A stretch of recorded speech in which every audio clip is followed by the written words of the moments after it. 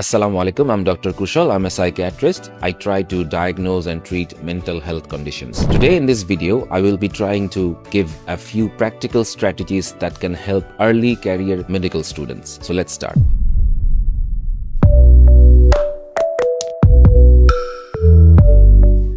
মেডিকেলে এসে প্রথমেই আমরা অনেক ফ্রাস্ট্রেটেড হয়ে যাই। অনেক ধরনের কোয়েশ্চেন, টিচাররা এক কথা বলে, বন্ধুরা এক কথা বলে, বাবা মা এক কথা বলে, অনেক কোয়েশ্চেন, অনেক হতাশা, আবার অনেক আনন্দ।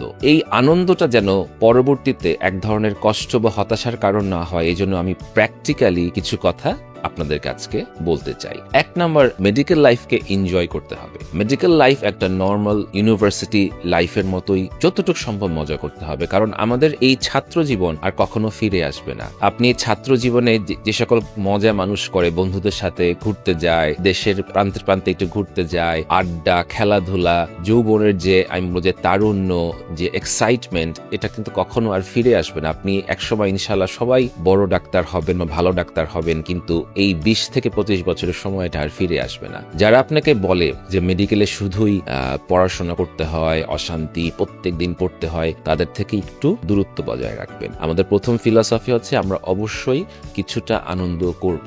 দেখুন, মেডিকেল লাইফ একটা 20 বছরের ঢাকা বা 20 বছরের আমি বলছি অধ্যবসায়ের ফল। আমার বয়স এখন 41 বছর। আমি এখনো প্রতিদিন আধা ঘন্টা থেকে 1 ঘন্টা পড়াশোনা করার চেষ্টা করি, নতুন নতুন জার্নাল পড়ি, ওষুধ নিয়ে পড়ার চেষ্টা করি, একটা রোগ কি, নতুন কোন আপডেট এসেছে কিনা সেটা বুঝার বা জানার চেষ্টা করি। আপনাদেরকেও করতে হবে, আপনি যে সাবজেক্টে থাকেন না কেন। পড়াশোনা করার একটা লাইফ লং আমি বলবো যে প্ল্যান থাকতে হবে যদি আপনি ডাক্তার হন। কিন্তু তার মানে এই না যে ফার্স্ট ইয়ারে, সেকেন্ড ইয়ারে একেবারে অস্বাভাবিক পড়াশোনা করে আপনাদের উল্টে ফেলতে হবে। আপনারা অনেকেই এমন ভাবে অ্যানাটমি পড়েন যে মনে হয় যে আপনি অ্যানাটমিতে পিএইচডি করতে ভর্তি হয়েছেন, এমবিবিএস না। অনেকে বায়োকেমিস্ট্রি এমন ভাবে পড়েন মনে হয় যে বায়োকেমিস্ট্রিতে আপনি এমডি করছেন, এমবিবিএস না। এভাবে দরকার নাই।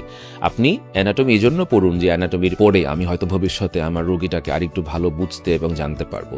এই জন্য না যে আমি আইটেমে 7 এর জায়গায় 8 পাবো বা 9 পাবো এবং সবাইকে বলতে পারবো। জীবনে অবশ্যই মজা করুন, পড়াশোনা করুন, পিছিয়ে যাওয়া ভালো না, কিন্তু আনন্দ রাখতে হবে। 2 নাম্বার পয়েন্ট, মেডিকেলের ক্যারিয়ার নিয়ে অনেকে ফ্রাস্ট্রেশনে থাকে যে আমি তো ডক্টর শুনেছি যে ডাক্তার আর্লি স্ট্যাবলিশড হতে পারে না, আমি কি করবো, আমি এখন থেকেই এই জন্য দুশ্চিন্তা করা শুরু করি। এই কথাটা সঠিক নয়। আপনি এমবিবিএসটা আগে পাশ করুন। এমবিবিএস পাশ করে যখন আপনি ইন্টার্নশিপ করবেন বা করতে যাবেন, তখন ভালো একজন লাইফ কোচের সাথে বসুন, যিনি ডাক্তার, যিনি বায়াসড না, যিনি মেডিকেল সেক্টরটা বুঝেন এবং যে নিজে হতাশাগ্রস্ত না। কি করবে, অনেক মানুষ আছেন আপনারা, স্পেশালি বাংলাদেশে এটা দেখা যায়, একই সাথে বিসিএস দেয়, একই সাথে এমডি, এফসিপিএস, এমআরসিপি সব কিছু করতে যায়, কারণ তার পাশের বড় ভাইও একই করেছে, পাশের বড় আপু একই করেছে। তার নিজস্ব কোনো হ্যাপিনেসের বা সাকসেসের